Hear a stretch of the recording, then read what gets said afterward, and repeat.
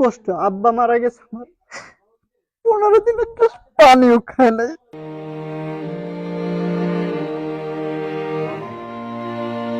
ওই গাছ কাটতে গেলাম ওই বুলবুলি বন্যার দিকে, মানে 19 সালের লাস্ট মাস 19 তারিখে বুধবার দিন 11টা 11:30 আনুমানিক এই টাইম আমি গাছে থেকে কাটতে যে ওই মানে নিচে পড়ে গেছি, কুড়াল ফালাই দিছি, ফালাই আমি পড়ে গেছি। কোন যা কিভাবে পড়ছে এটা আমি জানি না, এটা আমার মনে নেই।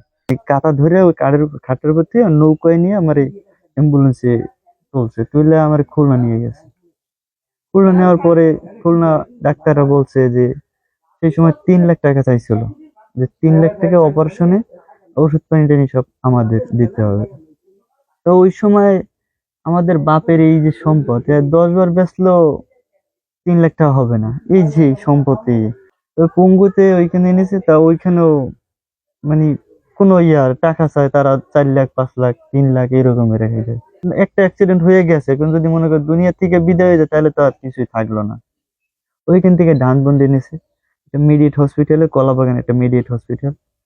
ওইখানে নেওয়ার পরে ওইখানে অপারেশনে চাইলো বুঝি 2 লাখ না জানি 2,70,000 চাইলো। তো বলছে হাঁটতে পারবে না, আর যদিও পারে তাও ওই থেরাপি টেরাপি দেওয়ার পর যদি একটা পা একটু পাইতে পারে, এই ডাইন পারে এখন একটু ওই মানে লড়ে, আর কোনো শক্তি নেই।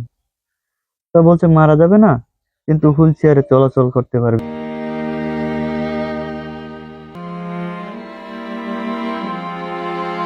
এই বলে গিয়ে ডাক্তার একটু দেখাইতে নেটে ওষুধ করে খাওয়াইতে পারি না, তো ওষুধ নাই জানাই দেয় না, কোনো বাপের কিছু খেয়ে যায় না, যে বেশি কিনলে আমি কিছু খাওয়ামো তো ওষুধ পানি হাও খাওয়াইতে না, দুটো গ্যাসের ট্যাবলেট খাওয়ামো, বমুরা 2 টাকা পাই কী করা যায় এই বাজারে, কিছু করতে পারি না।